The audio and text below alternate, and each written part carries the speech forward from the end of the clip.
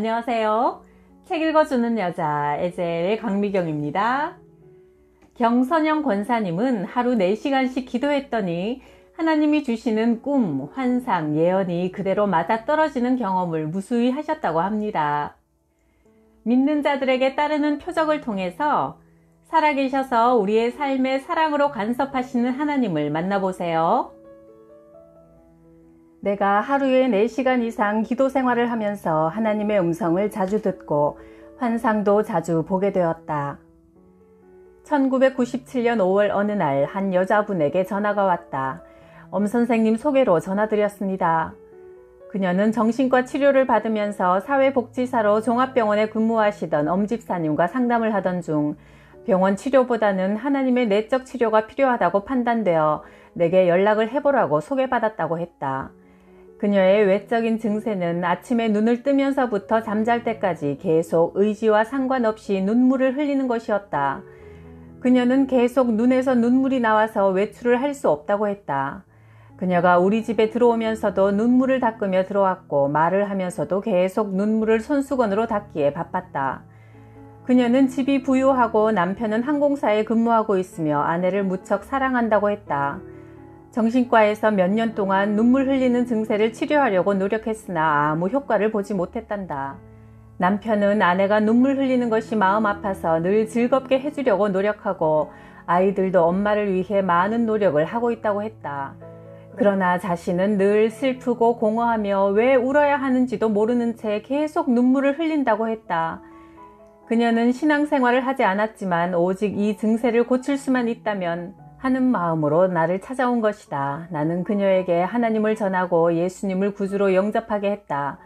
그리고 그녀를 고쳐주시기를 간절히 기도하는데 성령께서 그녀가 과거에 성폭행 당한 사실을 내게 은밀히 알려주셨다. 내가 그녀에게 그 사실을 말했다. 그러자 그녀는 깜짝 놀랐다. 아니, 그건 저 자신 외에는 아무도 모르는 혼자만의 절대 비밀인데 어떻게 하셨어요? 자매님, 마귀는 그런 과거의 상처를 올무로 사용하여 사람의 몸과 마음을 병들게 하고 자살까지 하게 한답니다. 사실 저도 수시로 자살 충동을 느껴요. 눈물로 이 자매를 괴롭히는 악하고 더러운 영은 예수님의 이름으로 묶임을 받고 떠나갈지어다. 대적 기도가 끝나자 그녀의 얼굴은 어두운 그늘에서 벗어나 환하게 빛이 났다. 눈물도 순간 멈추고 말았다. 이제 눈물이 안 나와요. 그거 참 신기하네. 어떻게 된 일이지요? 놀랍네요.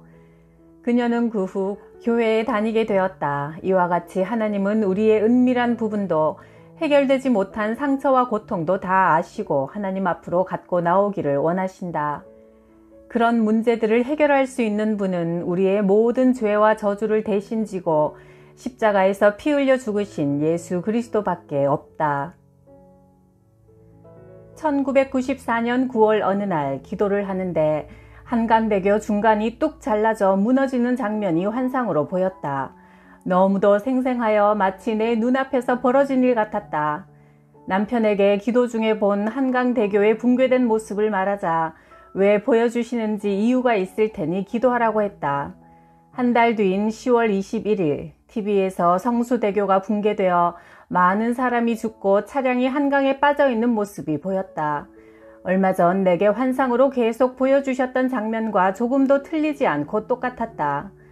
아침 7시 40분쯤 서울 성수동과 강남구 압구정을 잇는 다리 사이의 상판이 무너진 사건으로 차량 6대가 한강으로 추락해 32명이 사망하고 17명이 부상을 당했다는 소식이었다. 사고 원인은 공사비 부족으로 나쁜 부품을 사용하고 비리로 인한 부실 공사에 있었다. 1994년 8월 어느 날 남편과 함께 반포 뉴코아 백화점에서 쇼핑을 하다가 너무 더워서 팥빙수를 시켜놓고 숟가락을 드는데 순간 내 입에서 예언이 툭 튀어나왔다. 백화점이 무너질 것이다. 나는 시켜놓은 팥빙수를 먹지도 못하고 남편과 벌떡 일어나 그곳을 빠져나왔다. 나는 친정집으로 가서 교회에 나가지 않는 어머니와 올케에게 그 말을 전하면서 정말 그 일이 일어나면 하나님의 살아계심을 확실히 믿고 교회에 다니라고 했다. 그리고 시간이 흘러 8개월이 지난 1995년 6월 29일 삼풍백화점의 붕괴 소식을 TV를 통해 보게 되었다. 건물 설계와 유지 관리 시공의 잘못으로 사망 502명, 실종 6명, 부상 937명의 피해자가 나왔다. 삼풍백화점 사장이 곳곳에 기둥을 잘라버리는 데서 문제가 시작되었다고 했다. 나는 뉴스를 듣고 곧바로 친정에 전화했다. 엄마, TV 봤어요? 그래, 네가 한 말이 맞구나. 이 일로 친정 동생들과 옳게는 교회에 다니게 되었다. 내가 제주도에 살고 있던 1994년 11월 6일, 주일을 앞둔 토요일 기도하고 있는데 하나님의 음성이 들렸다. 너는 많은 사람의 생명을 위해 기도하라. 비행기가 추락한다. 그들의 생명을 위해 기도하라. 거룩하고 강력한 음성에 남편과 다른 집사님 3분과 거실에 모여 앉아 2시간 동안 집중적으로 기도했다. 날씨가 추웠지만 기도하는 5명의 이마에는 땀이 흘러내렸다. 3일 뒤인 94년 11월 9일 제주발 서울행 대한항공 A302 이륙 직후 꿩 한 마리가 엔진으로 빨려 들어가 화재로 인해 긴급 회항을 했다. 뉴스를 통해 비행기 사고 소식을 듣고 기도했던 우리는 모두 깜짝 놀랐다. 우리 가족은 제주도에 살면서 감귤 농장을 운영하고 있었다. 어느 날 이 권사님이 내게 기도 부탁을 하셨다. 어느 회사에서 우리 땅에 있는 흙을 팔라는 제안이 들어왔어요. 얼마에 팔면 좋을지 권사님이 기도 좀 해줘요. 기도 부탁 내용이 황당하고 어처구니가 없었지만 시어머니의 친구분이라 싫다는 말도 못하고 기도를 시작했다. 하나님, 이 권사님이 흙을 팔아야 하는 입장이라는데 가격을 얼마를 받으면 좋을까요? 이런 어린아이 같은 기도를 하고 있는데 며칠 후 이 권사님에게 전화가 왔다. 흙을 팔라는 업자가 1억 5천만 원을 주겠다고 하는데 권사님은 더 받고 싶다고 했다. 나는 다시 하나님 앞에 부끄러운 마음으로 기도했다. 하나님, 이런 기도를 또 하게 되어 죄송해요. 권사님은 1억 5천만 원보다 더 받고 싶어 하시는데 어떻게 하면 될까요? 그런데 하나님께서 갑자기 이런 음성을 들려주셨다. 이 권사의 흙은 팔리지 않을 것이다. 그 대신 너희 농장의 흙을 팔게 되는 축복이 있을 것이다. 나는 너무 놀라서 우리 농장엔 팔 흙이 없는데요 하자 하나님은 그래도 너희 흙이 팔릴 것이다 하셨다. 며칠 후 정말 그런 일이 일어났다. 농장에 흙을 팔라는 제안이 들어온 것이다. 우리 가족은 깜짝 놀랐다. 농장에 작은 언덕 같은 땅이 있었는데 그곳에서 몇 년 동안 흙을 팔았다. 그리고 얼마 후 이 권사님에게 연락이 왔다. 흙을 사간다던 회사에서 안 산다고 연락이 왔다며 1억 5천만 원에라도 팔 것을 괜히 욕심을 부렸다고 후회하셨다. 하나님은 정말 자녀들의 삶에 세밀히 간섭하시며 어린아이 같은 기도라도 즐겨 들으시는 분임을 다시 한번 깨닫게 되었다. 1994년 4월 말경 새벽기도 중에 환상이 보이기를 흰옷 입은 남자가 난간이 없는 계단 위에서 꼬꾸라지며 굴러떨어지더니 벽에 머리를 부딪혀 큰 대자로 누워 죽은 자처럼 쓰러져 있었다. 나는 그 환상 속의 사람이 누군지 모르지만 생명을 살려달라고 계속 기도했다. 이 환상을 보기 20일 전부터 남편은 택시기사 한 사람을 전도하고 있었다. 예수를 믿으라고 권했으나 그는 어머니가 성당에 다니시는데 자신도 다니게 되면 성당을 가지 교회는 절대로 안 간다고 말했다. 며칠 후 그의 아들로부터 전화가 와서 아빠가 병원에 입원하셨다고 하여 김희석 신경외과를 찾아갔다. 입원실로 갔더니 그는 환자복 대신 놀랍게도 꿈에 본 흰색 체육복을 입고 있었고 목에는 깁스를 하고 있었다. 그는 사장님과 사모님 말씀대로 차라리 교회에 따라갔으면 그날 이런 사고가 나지 않았을 텐데요 했다. 나는 순간 그가 사고 경위를 말하기 전에 내가 먼저 하나님이 보여주신 환상을 말해야겠다고 생각했다. 제가 먼저 사고가 난 상황을 말씀드려 볼게요. 난간이 없는 계단에서 굴러 떨어지셨죠?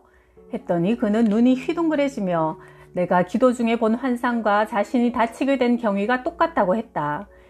다친 그날 그는 우리 집에 놀러 왔다가 저녁에 교회 갈 시간이 되어 우리가 마침 교회에서 부흥회가 열리니 함께 가자고 권했으나 거절하고 친구 집으로 놀러 갔다. 늦게까지 놀다가 난간이 없는 계단을 내려오는데 발에 걸릴 것도 없었는데 뭔가에 발이 걸려 계단에서 굴러 떨어졌다고 한다. 병원에서 검사를 해보니 목뼈에 금이 가서 2달 입원 치료하고 1년 동안 물리치료를 받아야 한다고 했다. 나는 그의 목에 손을 얹고 간절히 기도했다. 그는 내가 목에 손을 대고 기도하자 목이 따뜻해지면서 통증이 가라앉는 느낌이었고 내 손이 아주 뜨거웠다고 한다. 다음 날 다 나았다고 퇴원하겠다고 하니 말리는 의사에게 정 의심스러우면 다시 한번 엑스레이를 찍어보자고 했다. 의사는 깜짝 놀라며 먼저 찍은 사진에는 목뼈에 선명히 금이가 있는데 지금은 없다면서 며칠 만에 이렇게 될 수가 없는데 하며 사진을 몇 번씩 번갈아 보았단다. 이 일로 인해 그의 5 식구 모두 구원받는 역사가 일어났다. 하나님께 영광을 돌린다. 1994년 6월 중순쯤 구역예배를 준비하며 기도하는데 하나님의 음성이 들렸다. 너는 강권사 집에서 예배를 드리고 강권사의 딸을 위해 기도하라.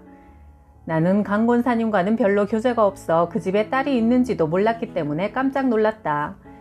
우리는 권사님 댁에 가서 구역예배를 드렸고 예배 후 다과를 나누며 조심스럽게 물었다. 권사님은 자제분이 몇 명이나 되세요? 학교 교사인 딸과 유치원 교사인 딸이 있고 아들은 서울에서 큰 회사에 다니고 있어요. 아무 문제가 없는 집인 것 같아 그냥 가려고 하는데 또 한 번 음성이 들렸다. 너는 강권사의 다른 딸을 위해 기도해라. 내가 함께 하리라. 나는 그제야 권사님께 조심스럽게 말했다. 권사님, 실은 제가 오늘 이상한 체험을 했습니다. 구역예배를 드리려고 준비 기도를 하는데 하나님께서 자꾸 권사님의 다른 딸을 위해 기도하라고 하시네요. 그러자 권사님이 눈물을 보이시며 말씀했다.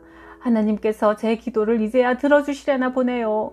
사실 제게는 그동안 아무에게도 말하지 않은 정신나간 큰딸이 있어요. 벌써 12년이나 되었네요. 딸은 고등학교 다닐 때 공부도 잘했는데 어느 날부턴가 갑자기 성적이 떨어지고 이상한 행동을 하며 저녁이 되면 밖으로 나갔다가 해 뜨는 새벽에 집으로 돌아오더라고요. 씻는 것도 싫어해서 양치질을 안 한 지 2년이 넘었어요. 남편은 은행에 다녔는데 화병이 나서 죽고 사남매를 혼자 키우며 정신 이상인 큰딸이 창피해서 지금까지 아무에게도 말하지 않았답니다. 권사님의 얘기를 다 듣고 나는 딸의 방으로 들어갔다. 딸은 어두컴컴한 방 한 구석에 웅크리고 앉아 나를 불안한 눈초리로 쳐다보았다. 함께 예배드리며 찬양을 하자 딸은 갑자기 고래고래 소리를 지르며 방에서 뛰쳐나가려 했다. 나 혼자만의 힘으로는 감당이 안 되는 상황이라 나는 다음 날 남편과 목뼈를 치유받은 택시기사와 함께 다시 찾아가서 일주일을 작정하고 기도했다. 이틀째 되던 날 딸은 예배 중에 우리에게 야구방망이를 휘두르며 달려들었다. 기도 중에 주님은 그녀에게 귀신이 들어간 이유를 알려주셨다. 딸이 중2 때 수업이 끝나고 집에 돌아오는 길에 어느 남학생이 물에 빠져 죽어 있는 것을 사람들이 거적대기로 덮어놓은 것을 보았단다. 너무나 무서우면서도 그 남학생이 불쌍해서 한동안 자주 울었다. 딸이 자주 무서워하며 울던 어느 날 권사님의 친정어머니에게 전화가 왔다. 얘야, 얼마 전부터 귓가에서 이상한 소리가 자꾸 들리는데 어느 할머니의 목소리로 언제 어느 곳에서 교통사고가 난다고 하면 정말 그런 일이 일어나는구나. 그러던 어느 날 이제 네 딸네 집으로 가겠다 하는 노인네 음성이 들리더니 그 후로는 그 음성이 들리지 않아 편해졌다는 친정어머니의 얘기를 들으며 기분은 찝찝했지만 무시해버렸다고 한다. 그런데 그러고 보니 그때부터 딸이 이상한 소리를 혼자 짓거리고 정신병원에 데려다 달라고 했다고 한다. 우리는 딸의 치유를 위해 하나님께 간절히 기도했다. 나흘째 되던 날 그녀는 밤에 몰래 집을 나가버렸다. 하나님, 도대체 어디 가서 찾아야 합니까? 인도해 주옵소서. 기도하는데 거룩한 음성이 들려왔다. 딸은 지금 동문시장 쪽으로 갔으니 그곳으로 가보아라. 우리는 하나님을 믿고 지시하신 곳으로 갔다. 시장통 많은 사람 속에 딸의 뒷모습이 보였다. 그녀를 집으로 데리고 와서 우리는 그녀를 붙잡고 하나님께 간절히 기도했다. 그러자 그렇게도 난폭하던 딸이 우리 말에 순종하여 2년이 넘도록 목욕도 안 하고 양치질도 안 해서 지저분한 몸을 목욕하고는 목욕을 하니 시원해요 라고 한마디 했다.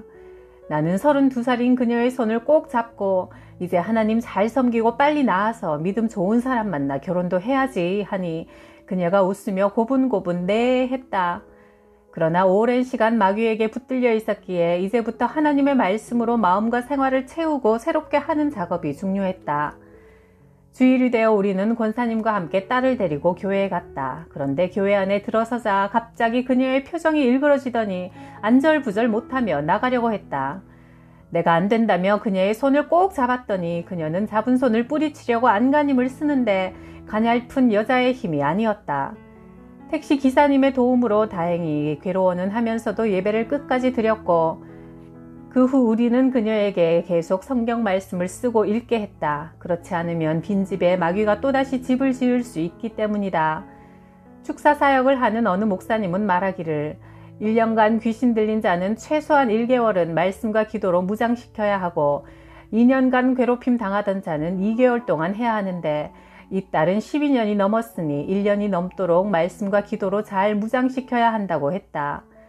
우리는 권사님 댁에 자주 가서 예배를 드렸고 이제 딸은 제법 화장도 하고 자신을 예쁘게 가꾸었으며 그 후로는 혼자서도 교회에 잘 가서 예배를 드리게 되었다. 1996년 2월 미술 과외 선생님인 고자매가 나를 찾아왔다. 권사님, 밤이 되면 하나님께서 저를 찾아오셔서 내가 너를 사랑한다, 나와 같이 놀자 하며 자꾸 말을 시키시기 때문에 며칠 동안 잠을 잘 수가 없어 피곤하고 괴로워요. 이야기를 들어보니 하나님과의 교제가 아니라 마귀가 하나님을 가장하고 그녀를 조롱하고 있었다. 정말 성령님께서 임하시면 밤을 새워도 피곤하지 않고 오히려 기쁨과 힘이 넘친다. 자매를 위해 기도하는 중에 갑자기 그녀의 입에서 시궁창 썩는 냄새보다 더 지독한 냄새가 나고 시퍼런 가래가 몇 번이나 나왔다. 그 후 그녀에게 밤마다 귀신이 찾아오는 현상이 없어졌다. 그 후 자매는 물질의 축복도 받아서 가르치는 아이들도 부쩍 늘어났다. 그러던 어느 날 자매가 친구를 만났는데 친구가 피곤하여 입술이 많이 부르터 있었단다. 고자매가 말했다. 나도 입술이 너처럼 그렇게 되었으면 좋겠다. 요즘 과외가 너무 많아서 쉬고 싶어도 쉬지를 못하는데 너처럼 되면 핑계 삼아 쉴 수 있잖아. 그렇게 말하는 그녀에게 내가 말했다. 쉬고 싶으면 차라리 그냥 쉬어요. 하나님을 믿는 사람은 함부로 말을 하면 안 돼요. 말이 그대로 이루어져요. 그녀는 그냥 잠시 좀 쉬고 싶었어요 하며 웃었다. 그런데 그녀에게 정말 똑같은 일이 일어났다. 입술이 형태를 알아보지 못할 정도로 뭉개져서 큰 병원에도 가보고 한의원에도 가보았지만 병명은 알 수 없고 가슴까지 독이 퍼졌다고 했다. 길병원에서 검사를 앞두고 내가 그녀를 위해 간절히 기도하는데 하나님께서 주겸으로 가글을 하라는 지혜를 주셨다. 아래 위 입술이 딱 붙어 있던 그녀가 다음 날 내게 전화를 했다. 권사님, 주겸을 했더니 나았어요. 주겸으로 가글을 하는데 입안에서 시커먼 거미줄 같은 것이 가글할 때마다 계속 나오더니 그 후로 붙은 입술이 떨어지고 입술의 형태가 다시 나타났어요. 우리는 그 일로 말에 대한 위력을 다시 한번 실감했다. 그 후 그녀는 또 비슷한 일을 겪었다. 2002년 11월 그녀가 또 이런 말을 했다. 과외 때문에 힘들어 죽겠어요. 며칠 푹 쉬고 싶어요. 나는 놀라서 말했다. 자매, 지난번 말 함부로 했다가 고생했잖아. 과외가 많은 것이 얼마나 감사한 일이야. 다른 사람들은 돈을 못 벌어서 걱정인데 하나님께 감사하는 마음으로 열심히 해요. 며칠 후 그녀에게서 다 죽어가는 목소리로 연락이 왔다. 가르치는 아이들한테서 수두가 옮았어요. 아니, 그렇게 나이가 먹어서도 수두가 걸려요? 쉬고 싶다고 노래를 부르더니 결국 수두로 쉬게 되었네요. 그러게요, 권사님. 정말 앞으로는 말 조심해야겠어요. 부정적인 우리의 말을 통해 원수 마귀가 우리 삶 속에 얼마든지 틈탈 수 있다. 그러니 하나님의 자녀들은 원망과 불평의 말을 금하고 늘 감사의 말, 찬양의 말, 긍정적인 말로 하나님께 영광을 돌려야 한다. 1994년 6월 같은 교회에 다니는 박 집사님의 여동생이 사업차 일본을 방문했다. 그곳에서 하루는 일본 절에 다니는 보살이라는 여자와 어쩔 수 없이 한 방에서 자게 되었는데 새벽에 이상한 느낌이 들어 잠에서 깨어났단다. 옆에 누워 자던 보살의 몸에서 시커먼 물체가 빠져나오더니 집사님의 여동생을 마구 때리기 시작했다.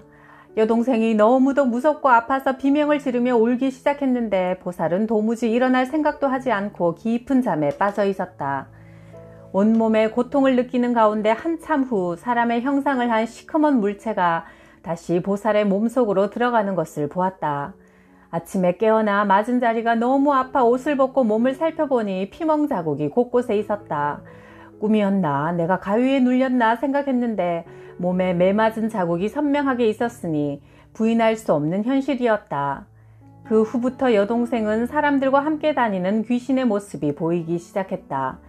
심지어 남편의 모습에서도 시커먼 형상이 보여 두려워 함께 잘 수도 없고 생활이 괴롭다고 하여 나는 그 집을 방문했다. 집사님의 여동생을 만나서 이야기를 하던 중에 악한 영이 자매를 붙들고 있음을 알게 되었다.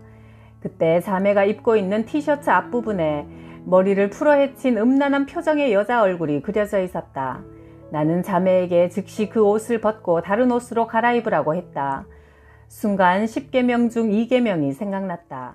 너를 위해 새긴 우상을 만들지 말고 또 위로 하늘에 있는 것이나 아래로 땅에 있는 것이나 땅 아래 물속에 있는 것에 아무 형상이든지 만들지 말며 그것들에게 절하지 말고 그것들을 섬기지 말라. 악한 영들은 사람의 육체 속에 깃들기를 좋아하며 형상이 있는 그림과 물체를 통해 역사하는 경우가 많다. 나는 자매를 위해 기도했다. 더럽고 악한 영아, 예수의 이름으로 묶임을 받고 자매에게서 떠나갈지어다. 기도하자 자매에게 회개의 영이 터지고 기쁨의 눈물을 흘리며 방언으로 기도하게 되었다. 자매는 그 시간 이후로 귀신의 존재가 보이지 않았고 기도에 힘쓰며 귀한 체험으로 영적 세계의 실상을 알려주신 하나님께 오히려 감사하며 더욱 굳건한 믿음을 갖게 되었다. 1996년 4월 집에서 기도하고 있는데 하나님의 세미한 음성이 들려왔다. 너는 무진장 선물 가게 주인 권 집사를 불러 함께 기도하라. 같은 교회를 다녔지만 교제가 없는 분이라 조심스럽게 우리 집에 차를 마시러 오라고 했더니 쾌히 오셨다. 조금 전 기도 가운데 들려온 하나님의 음성을 전했더니 그녀는 깜짝 놀라며 자신의 아들 다니엘이 현재 소변이 잘 나오질 않고 소변에서 피가 섞여 나와 아이가 소변을 볼 때마다 자지러지게 울며 고통스러워한다고 했다. 병원을 가도 약을 먹어도 낫지 않는다며 기도를 부탁했다. 기도 중 하나님의 음성이 또다시 들려왔다. 권 집사가 먼저 시부모님에 대한 원망의 마음을 회개해야 한다고 하셨다. 그녀에게 회개의 영이 터지며 성령님이 임하셨다. 그동안 시집 식구와의 관계가 너무 힘이 들어 그들을 미워하고 원망한 것을 용서해 주옵소서. 눈물로 한바탕 회개 기도를 하고 나자 아들 다니엘의 증세가 깨끗이 사라졌다. 권 집사는 아들이 치유됨을 보고 처음으로 하나님 앞에 감사 헌금을 드렸다. 그 후부터 권 집사의 신앙이 하루가 다르게 더욱 아름답게 자라갔다. 예수께서 12제자를 부르셔서 더러운 귀신을 쫓아내는 권능을 주시고 온갖 질병과 온갖 연약함을 고치게 하셨다. 마태복음 10장 1절. 악하고 더러운 귀신을 쫓아내고 모든 질병과 연약함을 고치는 권능을 우리에게도 주셨다고 믿습니다. 우주 최강의 예수 이름으로 평안과 자유와 건강 누리세요. 구독, 좋아요, 댓글로 따뜻하게 응원해 주셔서 감사해요.